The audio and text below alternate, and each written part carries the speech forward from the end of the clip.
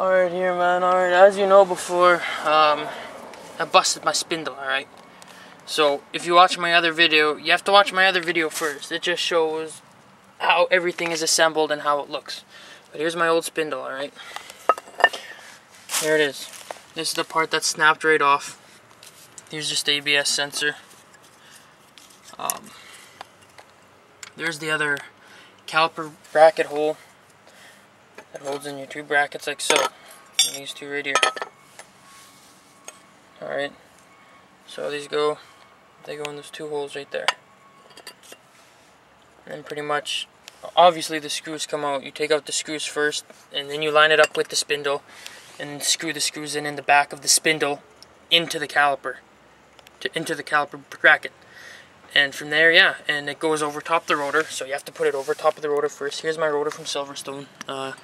Here's some of the chip damage, like right there. It's a little chip damage. It's not that bad. Silverstone says it's fine, so I'm gonna go with them because it is fine. That's the only damage. And here's the hub that I got from Patterson Auto Parts. It's a pretty nice, good quality hub. Yeah, that's pretty much it. And here are the struts as well I got from Patterson Auto Parts. I painted it, obviously. Painted the strut plate because I had to pound it to fit my 245, 30, 20-inch rims on. So here's my calipers, dual piston Camaro.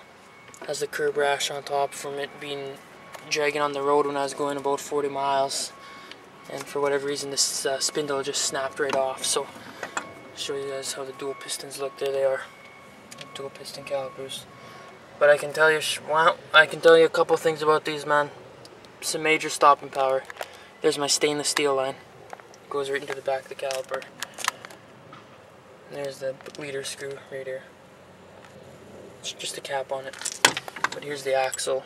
Here's the axle. Here's the hub bolt. Here's the control ball joint. Control arm. Here's the ball joint. This is the tie rod, and the ball joint underneath. Obviously this is how it looks, so this one goes into the tie rod, right there. The other one goes into the ball joint, underneath there. And the center, when the hub's on, obviously goes right through it. And these three bolts are to bolt the hub on. Those three bolts, 1, 2, 3. From behind, so the bolts have to go in again from behind, screwed in. And after that, you got your bolt pattern where the rotor goes on, that fits on your rims. So there they are. So obviously I needed a new spindle, so that's what I did. I went and bought one. Bam! Yeah, check it out, man. Freshly painted. Looks nice. Compare it. There's old ass, dirty ass one. Alright, fresh one. Just took me a lot of prep work to do it because you have to sand it and everything and recoat it. If there's a little paint lump, resand it again. But I mean, I didn't really care. I didn't really resand it a whole lot. I just sanded it once, cleaned it off, and did two coats on both sides. So I mean, it's looking pretty good if you ask me. That's very nice. Hyper silver aluminum. That's the color. Hyper silver aluminum. But yeah, so we're pretty much done with this. If you're asking about what the hell is this thing in here, well, this just pops up. That's part of the hub from the old one. This hub actually in here was actually in this one when I got the new one. So, because mine already has them, right? So I just pounded that one out of the new one that I got, and then I just pounded it back into my old smashed one, which can't be used anymore, obviously. So that's junk. Here's the backing plate. You obviously need the backing plate. You have to have the backing plate. The backing plate has to go like this on the side of the spindle. There's only one way you can't screw it up, because that holds your ABS sensor into place. You plug in your ABS sensor, there it is. And that's pretty much it. But if you're wondering like how'd you do this? How'd you figure it out? It's not that hard. Like a kid can do it. It's not hard. You just got to be careful. I mean, if you want to change your struts, for instance, there's only two bolts that bolt onto the spindle.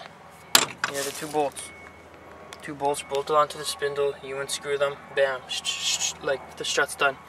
Pull the spindle forward, and your strut can obviously move around because it turns, right? So you can turn it, push it out of the way, do whatever, unbolt the top screws from under the hood, and then bam, whole strut's done. Probably only take you 20 minutes to a half hour. Shops charge you about an hour anyway, just to prep up, to get everything ready. So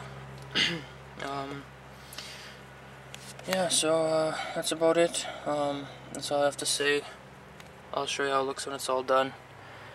I'm going to be having a spare wheel, obviously, because my other one can't be fixed because they have to weld aluminum, and by the time they're done it'll be a big mess and take too long. So I'm just going to use that one as a spare. We repaint the chip, it's not even that bad, and then just use it as a spare. Here are my pads from Silverstone as well. Yeah, completely damaged. Completely damaged. I'll show you my other one here. Silverstone, just wanted to like see pictures, so I just made a video. Here they are. Yeah, I definitely can't use this. I didn't even see this crack in there. There's a crack right in the pad. There it is. Alright. But Silverstone sells pretty good products. You can catch Silverstone on eBay. Just type in the make of your car and type in brake pads or rotors and you'll probably see them. So, I mean, they ship worldwide, I'm pretty sure. They're in Canada, Ontario. So I got both my rotors and pads from them for a good cost, so I was pretty happy. But ask if you want to know anything. I'll try to help you out the best I can. And if you look at my other video, it got rejected because it was 11 minutes or something, because it was too long. So I try to make this one as short as possible. Ask if you want to know anything, how to take off the control arm, tie rods, the ball joints, the calipers, the pads, the brackets, the spindles, the struts, the coil springs, anything like that, anything. And I can probably most likely help you out step by step. And if worst comes to worst, if you're in the middle of something and you completely screw up, I will make a short video for you. And I will actually take off my wheel, jack up my car, and I will help you out. So that's what I'm here for. This is all I do. I don't really care for people subscribing. I don't care about hits. I'm just here to help. It's fun. I don't mind it. I don't have a lot of free time, but when I do, this is pretty much what I do, is just post my videos and rims and whatever else I want on YouTube. And I answer my comments, obviously.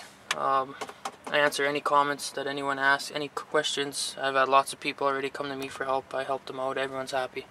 So just let me know what you need, and I'll try to help you out the best I can. And thanks for watching my videos.